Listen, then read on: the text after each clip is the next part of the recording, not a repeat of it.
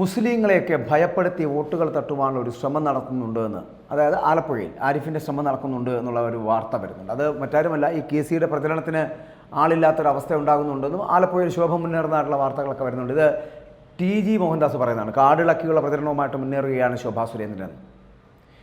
ആരിഫിന് വേണ്ടി CPM-ഉം ഇടത് പാർട്ടികളും ന്യൂനപക്ഷങ്ങൾക്കുള്ളിൽ തന്നെ മോദിയെക്കുറിച്ച് ഭയം നിറയ്ക്കുന്ന പ്രസംഗങ്ങൾ നടത്തി അതിൽ നിന്ന് വോട്ട് നേടിയെടുക്കുവാനുള്ള ശ്രമം, ആ ഒരു വോട്ട് ഉറപ്പിക്കുവാനുള്ള ശ്രമം അവിടെ നടന്നുകൊണ്ടിരിക്കുന്നു. അവിടെ രണ്ട് ന്യൂനപക്ഷങ്ങളുടെയും വോട്ടുകൾ ഉറപ്പിക്കുവാൻ CPM വല്ലാതെ ശ്രമിക്കുന്നുണ്ട്. പക്ഷെ അതുകൊണ്ടൊന്നും ഇക്കുറി ശോഭയെ തടയാനാവില്ല എന്ന് പറയട്ടെ അവിടെ എന്ന് പറയേണ്ടി വരും. കാരണം ശോഭാ സുരേന്ദ്രൻ മുന്നേറ്റം നടത്തുന്നു. നാമനിർദ്ദേശ പത്രിക കൊടുക്കുവാൻ ശോഭ പോയപ്പോൾ കളക്ടറേറ്റ് മുന്നിൽ ജലാശുപത്രി വരെ വൻ ജനക്കൂട്ടമായിരുന്നു എന്നുള്ളതാണ് വസ്തുത. അതിൽ ഭൂരിപക്ഷവും സ്ത്രീകളായിരുന്നു.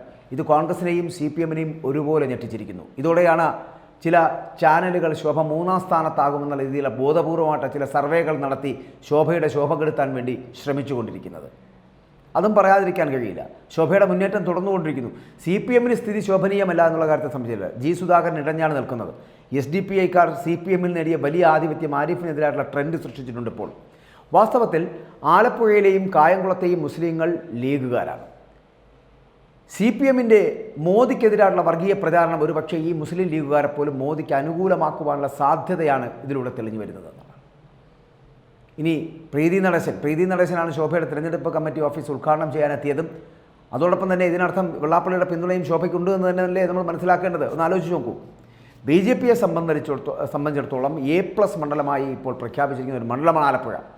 ഇപ്പോൾ പ്രധാനമന്ത്രിയും അവിടെ എത്തിയേക്കുമെന്നുള്ള സൂചനകൾ വരുന്നുണ്ട്. കാരണം അവിടെ എത്തേണ്ട ഒരു സാഹചര്യമാണ് ഇപ്പോൾ അവിടെ ഉള്ളത്. ആലപ്പുഴയിൽ ശോഭയുടെ പിന്തുണ ഏറുന്നതോടെ ചില ഇടത് മാധ്യമ പ്രവർത്തകർ തന്നെ ശോഭയെ വേട്ടയാടാൻ തുടങ്ങിയിരിക്കുകയാണ്. കാരണം കഴിഞ്ഞ ദിവസം ശോഭാ സുരേന്ദ്രൻ്റെ സ്വത്ത് വിവരം ഒരു വനിതാ മാധ്യമ പ്രവർത്തക പകപോക്കാൻ വേണ്ടി ചോദിക്കുന്ന ഒരു സാഹചര്യം ഉണ്ടായി. തൻ്റെ 2 ആൺമക്കൾ വിദേശ രാജ്യത്ത് ജോലി ചെയ്ത് സമ്പാദിക്കുന്ന തുക കൊണ്ട് 2 സ്ഥലങ്ങൾ വാങ്ങാൻ കഴിഞ്ഞ ഭാഗവതിയായ അമ്മയാണ് താൻ എന്ന് ശോഭാ സുരേന്ദ്രൻ മറുപടി പറഞ്ഞതോടെ ഈ വനിതാ മാധ്യമ പ്രവർത്തക കണ്ടം വഴി ഓടുന്ന ഒരു സാഹചര്യം ഉണ്ടായി. എന്താണ് ഇത്ര ഉത്സുകത?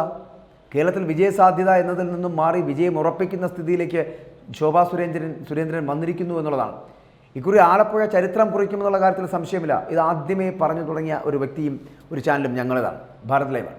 ഭാരത് ലൈവ് ഈ വാർത്ത നൽകുമ്പോൾ തന്നെ ശോഭാ സുരേന്ദ്രൻ്റെ വിജയം ഞങ്ങൾ പറയുന്നു എന്ന് പറഞ്ഞിരുന്നു. കാരണം അവിടെ KC വേണുഗോപാൽ എന്ന് പറയപ്പെടുന്ന കോൺഗ്രസിൻ്റെ സ്ഥാനാർത്ഥിയോട് ഒരു തരത്തിലും അടുപ്പം കാണിക്കുവാൻ കോൺഗ്രസ്സുകാർ പോലും മടിക്കുന്ന ഒരു സാഹചര്യം. മറ്റൊന്ന് ആരിഫുമായി ബന്ധപ്പെട്ട് വരുന്ന വിഷയങ്ങൾ. ആരിഫിൻ്റെ CPM-ഉം ചെയ്യുന്നത് മുസ്ലിങ്ങളെയും ന്യൂനപക്ഷങ്ങളെയും പ്രീണപ്പെടുത്തുക, അല്ലെങ്കിൽ അവരെ ഭയപ്പെടുത്തി വോട്ട് നേടിയെടുക്കുവാനുള്ള തന്ത്രം പണിയുക.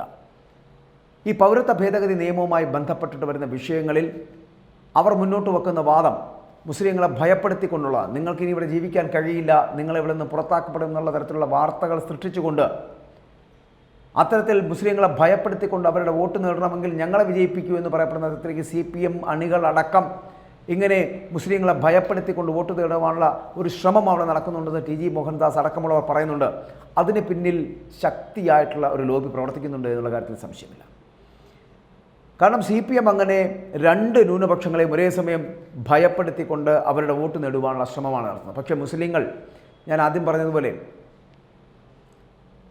ഈ ആലപ്പുഴയിലും കായംകുളത്തുമൊക്കെയുള്ള മുസ്ലിങ്ങളെന്ന് പറയപ്പെടുന്ന ലീഗുകാരാണ്. ആ ലീഗുകാർക്കിപ്പോൾ അവരുടെ മനസ്സിൽ മോദിയോടൊരു തരത്തിലും ഭയമില്ല. മാത്രമല്ല BJP-യുടെ ഇത്തരത്തിലുള്ള സംവിധാനങ്ങളുള്ളവർക്ക് എതിർപ്പുമില്ല. ഇത് ശോഭാ സുരേന്ദ്രന് വോട്ടായി മാറുവാനുള്ള സാധ്യതകൾ അവിടെ ഉണ്ടാകും. ഇവർ ഭയപ്പെടുത്തി മുസ്ലിങ്ങളെ പൗരത്വ ഭേദഗതിയിലൂടെ പുറത്താക്കുമെന്നൊക്കെ പറയുന്നത് വിഡ്ഢിത്തമാണെന്നും അത്തരത്തിലൊരു സംവിധാനം ഇവിടെ നടക്കില്ല എന്നും ഇവിടെ ജീവിച്ചിരിക്കുന്നവരൊക്കെ ഭാരതീയ മുസ്ലിങ്ങളാണ് എന്നും ആ ഭാരതീയ മുസ്ലിങ്ങളെ ഒരിക്കലും ഭാരതീയ ജനതാ പാർട്ടി ഭാരതത്തിൽ നിന്ന് പുറത്താക്കില്ല എന്നുമുള്ള ഉറപ്പുള്ളത് കൊണ്ട് തന്നെയാണ് ഇപ്പോൾ മുസ്ലിങ്ങൾക്ക് BJP-യോടൊരു അടുപ്പം ഉണ്ടാകുന്നതും ആ അടുപ്പത്തിൻ്റെ പുറത്ത് തന്നെയാണ് ശോഭാ സുരേന്ദ്രനെ ആലപ്പുഴയിൽ വിജയം തേടിയെത്താൻ പോകുന്നതും. മറ്റൊന്ന് KC വേണുഗോപാലാണ്. കോൺഗ്രസ് എന്ന് പറയപ്പെടുന്ന ഇത്രയും ചരിത്ര പ്രധാനമുള്ള ഒരു പാർട്ടിയെ നാനാവിശേഷമാക്കുന്നതിൽ അദ്ദേഹം കൈക്കൊണ്ട പങ്ക് എന്ന് പറഞ്ഞാൽ വളരെ വലുതാണ് എന്ന് കോൺഗ്രസ്സുകാർ അടക്കം പറഞ്ഞു തുടങ്ങിയിരിക്കുന്നു. കാരണം രാഹുൽ ഗാന്ധിയെപ്പോലൊരു നേതാവെന്നൊന്നും പറയാൻ കഴിയില്ല, എങ്കിൽ കൂടിയും നേതാവ് എന്ന് കോൺഗ്രസ് പറയുന്ന നേതാവ്, ആ നേതാവിനെ ഒരു മന്ദബുദ്ധിയുടെ രൂപത്തിലേക്ക് മാറ്റിയതിൽ, അല്ലെങ്കിൽ ഇങ്ങനെ പ്രവർത്തന പരിചയമില്ലാത്തൊരു വ്യക്തിയിലേക്ക് മാറ്റിയതിൽ പൂർണ്ണമായിട്ടുള്ള പങ്ക് വഹിച്ചിട്ടുള്ള ഒരാളാണ് KC വേണുഗോപാൽ. അത് കോൺഗ്രസ്സുകാർ കൂടി പറയുന്നതാണ്. കോൺഗ്രസ്സുകാർക്ക് ജനകീയനല്ലാത്തൊരു നേതാവാണ് കെ സി വേണുഗോപാൽ. അതുകൊണ്ട് തന്നെ ആലപ്പുഴയിൽ ഇത്തവണ കെ സി വേണുഗോപാൽ പരാജയപ്പെടുമെന്നുള്ള കാര്യത്തിൽ സംശയമില്ല. ഒപ്പം ആരിഫിന് ലഭിക്കുമെന്ന് പറയപ്പെടുന്ന SDP അടക്കമുള്ളവരുടെ വോട്ടുകൾ ഭിന്നിച്ചു പോകുന്ന ഒരു സാഹചര്യം ഉണ്ടാകും. ലീഗുകാരുടെ വോട്ടുകളിൽ തന്നെ പലരും BJPക്ക് വോട്ട് ചെയ്യാനുള്ള സാധ്യതയുണ്ട്. ശോഭാ സുരേന്ദ്രൻ്റെ പലതരത്തിലുള്ള പ്രവർത്തനങ്ങളിൽ തെരഞ്ഞെടുപ്പ് പ്രചരണങ്ങളിൽ കൂടിയെത്തുന്നത് കുട്ടികളും ഒപ്പം തന്നെ സ്ത്രീകളും അടങ്ങുന്ന വലിയ ജനാവലിയാണ്. ആ ജനാവലിയുടെ സൂചനകൾ നൽകുന്നത് എന്ന് പറഞ്ഞാൽ ആലപ്പുഴയിൽ ഈ വട്ടം തിരഞ്ഞെടുപ്പിൽ ഒരു മാജിക്ക് സംഭവിക്കാൻ പോകുന്നു, ഒരു അത്ഭുതം സംഭവിക്കാൻ പോകുന്നു. വരും ദിവസങ്ങളിൽ പ്രധാനമന്ത്രി നരേന്ദ്രമോദിയുടെ റോഡ് ഷോയും ആലപ്പുഴയിൽ ഉണ്ടാകാൻ പോകുന്നു. കാരണം മാറ്റി നിർത്തപ്പെട്ട ഒരു മണ്ഡലം ആലപ്പുഴ എന്ന് പറയപ്പെടുന്നത് ഇപ്പോൾ A ക്ലാസ് മണ്ഡലമായി മാറുന്ന ഒരു സ്ഥിതിവിശേഷത്തിലേക്ക് ശോഭാ സുരേന്ദ്രൻ്റെ കൃത്യമായിട്ടുള്ള ഇടപെടലുകൾ, ശോഭാ സുരേന്ദ്രൻ്റെ കൃത്യമായിട്ടുള്ള തെരഞ്ഞെടുപ്പ് പ്രവർത്തനങ്ങൾ വളരെ ശക്തിയായിട്ടുള്ളൊരു മുന്നേറ്റം നടത്തുകയാണ്. ഈ ഒന്നാം തെരഞ്ഞെടുപ്പ് ഘട്ടം അവസാനിക്കുമ്പോൾ, തെരഞ്ഞെടുപ്പ് പ്രചാരണ ഘട്ടം അവസാനിക്കുമ്പോൾ ശോഭാ സുരേന്ദ്രൻ യാത്ര തുടങ്ങുന്നു. വിജയപ്രതീക്ഷയുണ്ടായിരുന്ന ഇടത്ത് നിന്ന് വിജയത്തിലേക്ക് കുതിക്കുകയാണ് ശോഭാ സുരേന്ദ്രൻ. ആലപ്പുഴയിൽ അത്തരത്തിലൊരു അത്ഭുതം, ഒരു മാജിക്ക് സംഭവിക്കാൻ പോകുന്നു. താമര വിരിയുന്നതിൽ ഒരിടം ആലപ്പുഴ തന്നെയായിരിക്കും എന്ന് പറയേണ്ടിയിരിക്കുന്നു.